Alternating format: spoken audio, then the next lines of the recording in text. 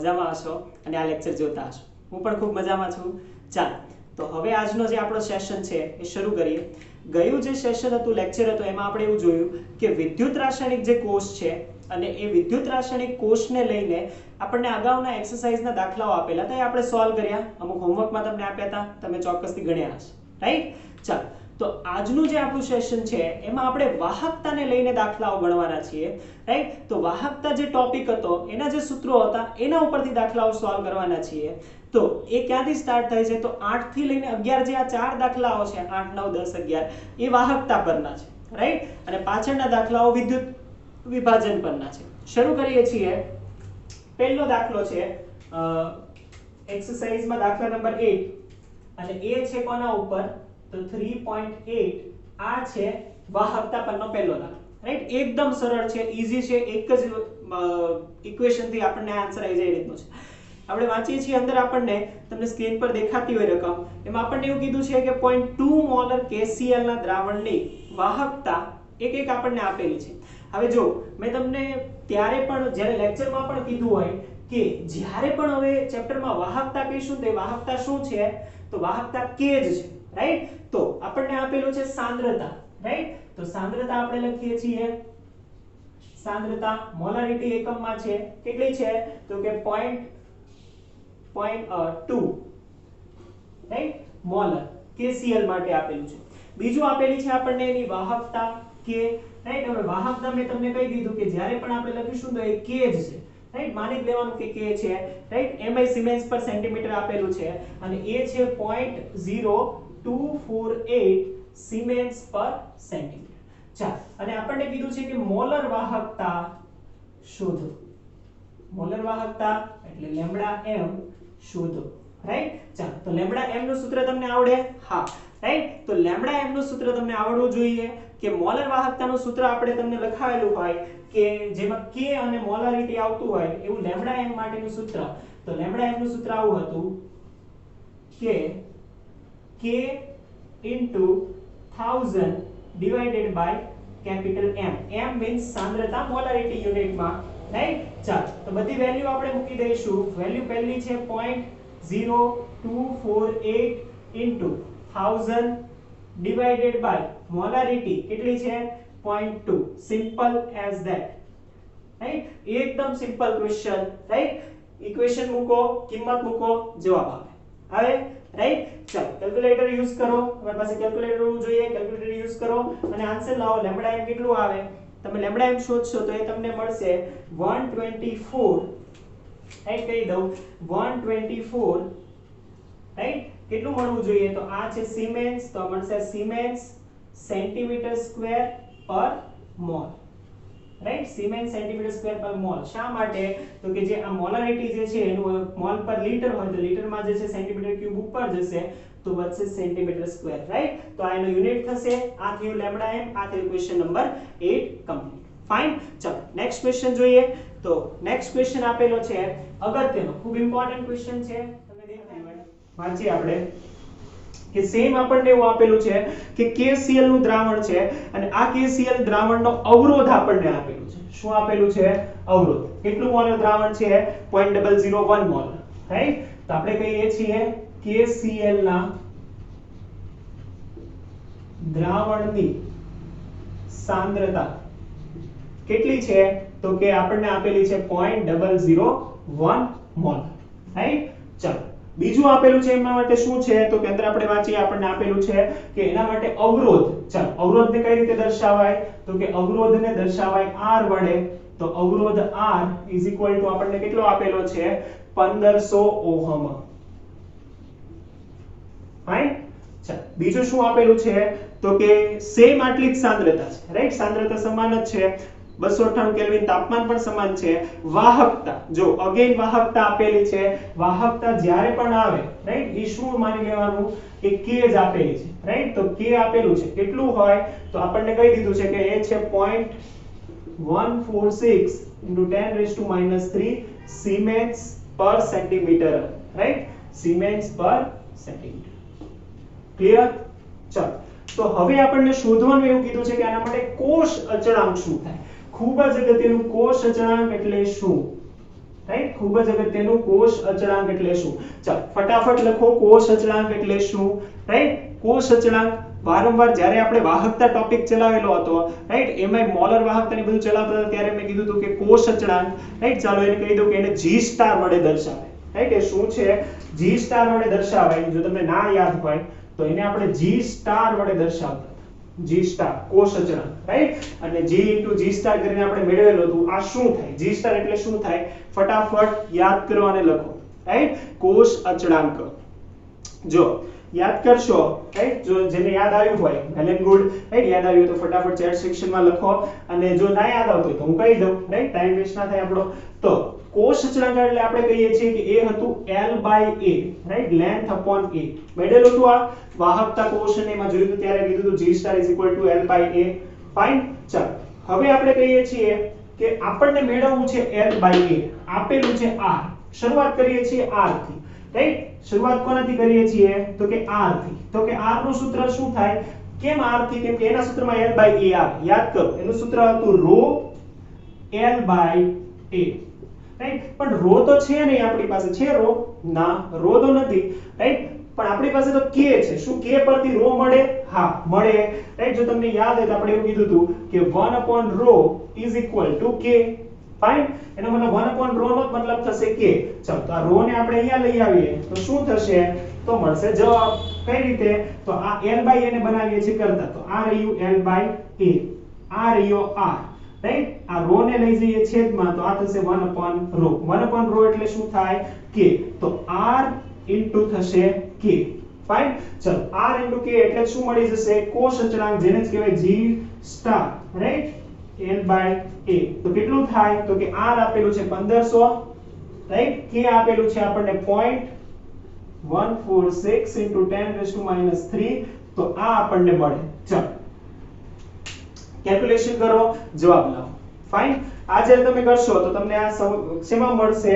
તો કે કોષ અચળાંક સેન્ટીમીટર ઇન્વર્સમાં મળશે. કેમ કે આ સેન્ટીમીટર છે તો આ તમને સેન્ટીમીટર ઇન્વર્સમાં મળશે. તો આમાં જે આન્સર આવશે કેટલો આવવો જોઈએ? તો કે આન્સર આવશે 0.218 સેન્ટીમીટર ઇન્વર્સ. રાઈટ, કેમ સેન્ટીમીટર ઇન્વર્સ? આ હોય સેન્ટીમીટરમાં, સેન્ટીમીટર સ્ક્વેરમાં, ધેટ્સ વાય. રાઈટ, આર છે એકદમ ઈઝી. જો કન્સેપ્ચ્યુઅલ ક્વેશ્ચન છે, જેટલું તમે વ્યવસ્થિત રીતે સમજીને સોલ્વ કરશો ને એટલું સરળતાથી કરી શકશો. ફાઇન. એનો મતલબ તમને ઇક્વેશન યાદ હશે ને? જો બંને ક્વેશ્ચન આપણે સોલ્વ કર્યા, ક્વેશ્ચન નંબર 8 અને 9, બંને એક જ ઇક્વેશન પરથી સોલ્વ કર્યા છે. વધારે કોઈ માથાકૂટ પણ નથી. રાઈટ, આવડશે, ધ્યાનમાં આવશે. ચાલો તો આ આપણે કીધું શું? તો કે આપણે કીધું કે કઈ રીતે આપણે લેમ્બડા એમ કે ના સૂત્રો જે છે યુઝ કરી શકીએ. નેક્સ્ટ ક્વેશ્ચન જોઈએ છીએ. ચાલો નેક્સ્ટ ક્વેશ્ચન તમને દેખાતો હોય, રાઈટ, આ જો ક્વેશ્ચન નંબર 10 છે ને ગ્રાફ છે. હવે આખે આખો ગ્રાફ ડ્રો કરવો ને એ તમારે હોમવર્કમાં જ કરવાનું છે. કઈ રીતે? તો કે પહેલા તમારે શું શોધવાનું? તો કે જો તમને ક્વેશ્ચનમાં દેખાતું હોય કે ક્વેશ્ચનમાં આપણને આખું ટેબલ આપેલું છે. કોના માટે આપેલું છે? તો કે એક આપેલું છે કન્સન્ટ્રેશન C માટે, સાંદ્રતા, અને બીજું છે 10⁻² × k આપણને આપેલું છે k ની વેલ્યુ, રાઈટ, હા, k આપેલું છે. આ બંને વેલ્યુ પરથી આપણે શોધવાનું શું છે? તો કે પહેલા શોધવાનું છે લેમ્બડા m. મળી જાય? હા, k * 1000 / c કરીએ તો લેમ્બડા m મળી જાય. લેમ્બડા m ની આખી એક કોલમ બનાવવાની, રાઈટ, પહેલી સાંદ્રતા, બીજું k, ત્રીજું લેમ્બડા m, અને પછી બનાવવાની કોલમ √c ની. √c શા માટે? કેમ કે લેમ્બડા m વર્સસ √c નો ગ્રાફ બનાવવાનો છે, રાઈટ, અને લેમ્બડા m ને y અક્ષ પર લેવાનું, √c ને x અક્ષ પર લેવાનું અને ગ્રાફ બનાવવાનું, રાઈટ, વેલ્યુ પોઈન્ટ કરી કરીને. હવે એ એકદમ સરળ છે. તમે સેકન્ડરીમાં આવા ગ્રાફ બનાવતા હોય એ ગ્રાફ અહીંયા હું બનાવતો નથી, તમે હોમવર્કમાં બનાવશો, મને બતાવશો, રાઈટ. ચાલો ક્વેશ્ચન કરીએ છીએ આગળનો. આગળનો જે ક્વેશ્ચન છે 11 એ આપણને આપેલો છે, ખૂબ જ અગત્યનો છે, રાઈટ. જો કેટલાક અગત્યના ક્વેશ્ચન છે, મોસ્ટ ઇમ્પોર્ટન્ટ. એમાંનો એક ક્વેશ્ચન એટલે ક્વેશ્ચન નંબર 11. કઈ રીતે? જો કે જે ક્વેશ્ચન નંબર 11 જે છે એમાં 3 સૂત્રો આપણે યુઝ કરવાના છે. 3.11, રાઈટ, એમાં 3 ઇક્વેશન આપણે યુઝ કરીશું, એના પરથી આન્સર આવશે. એટલા માટે ખૂબ અગત્યનું છે. કયા કયા સૂત્રો? ચાલો પહેલા રકમ લખી લઈએ કે પહેલા જ આપણને આપેલી છે સાંદ્રતા. સાંદ્રતા કેટલી છે? 0.00241, રાઈટ. સાંદ્રતા આપેલી છે. એસિટિક એસિડ, નિર્બળ વિદ્યુત વિભાજ્ય, રાઈટ, તો આપણે લખીએ છીએ નિર્બળ વિદ્યુત વિભાજ્ય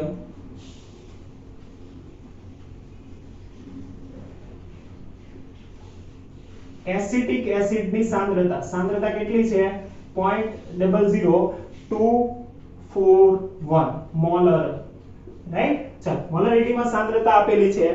બીજું આપેલું છે એની વાહકતા. જ્યારે પણ વાહકતા હોય એને શું માનવાનું કે કેટલું છે 7.896 into 10⁻⁻5 સિમેન્સ પર સેન્ટીમીટર, રાઈટ. ચાલો આ આપેલું છે. બીજું આપણને એવું કીધું છે તેની મોલર વાહકતા શોધો. એસિડિક એસિડ માટે λ0m આપેલું છે, રાઈટ. λm મોલર વાહકતા શોધવાની છે પરંતુ સીમિત મોલર વાહકતા આપેલી છે. જુઓ, રાઈટ. આ બંનેમાં ફરક છે, આપણે જોઈ ગયા છે. સીમિત મોલર વાહકતા કેટલી છે 390.5, રાઈટ. આ આપણને આપેલી છે સિમેન્સ સેન્ટીમીટર સ્ક્વેર પર મોલ.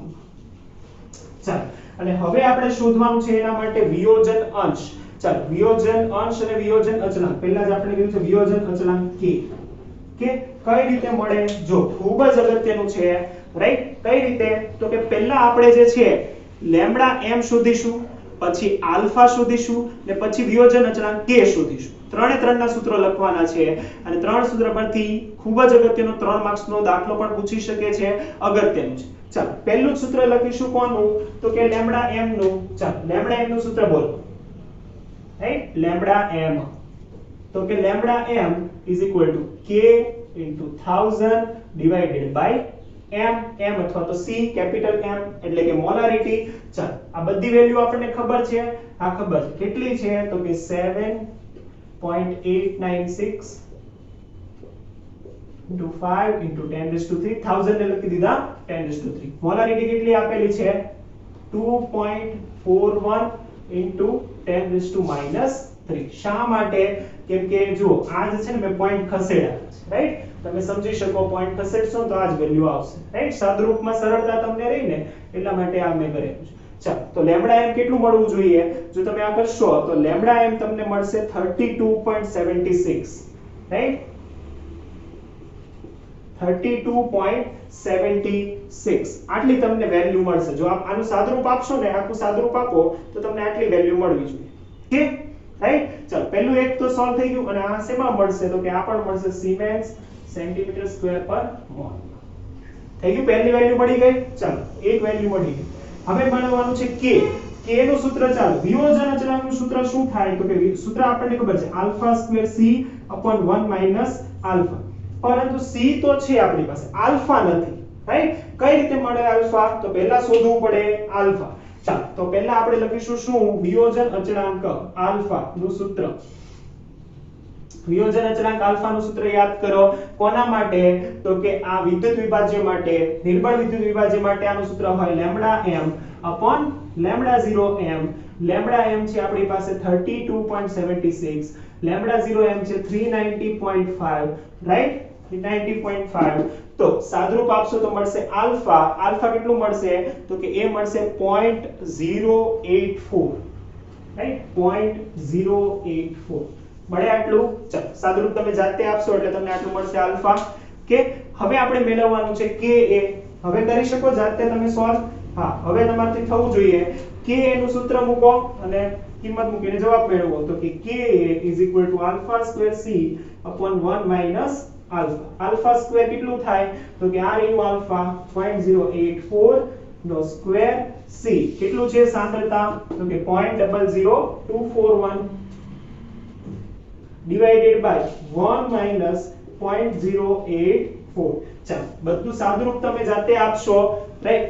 સ્ક્વેર કરો, મલ્ટીપ્લાય કરો, અહીંયા સબસ્ટ્રેક્ટ કરીને ડિવાઈડ કરો તો તમને મળશે ka, રાઈટ. અને ka ની વેલ્યુ પણ હું તમને કહી દઉં છું. એ મળશે તમને 1.86 into 10⁻⁵, રાઈટ.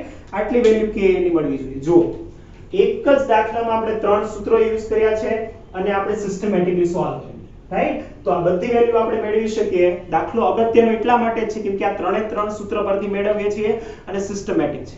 ફાઇન.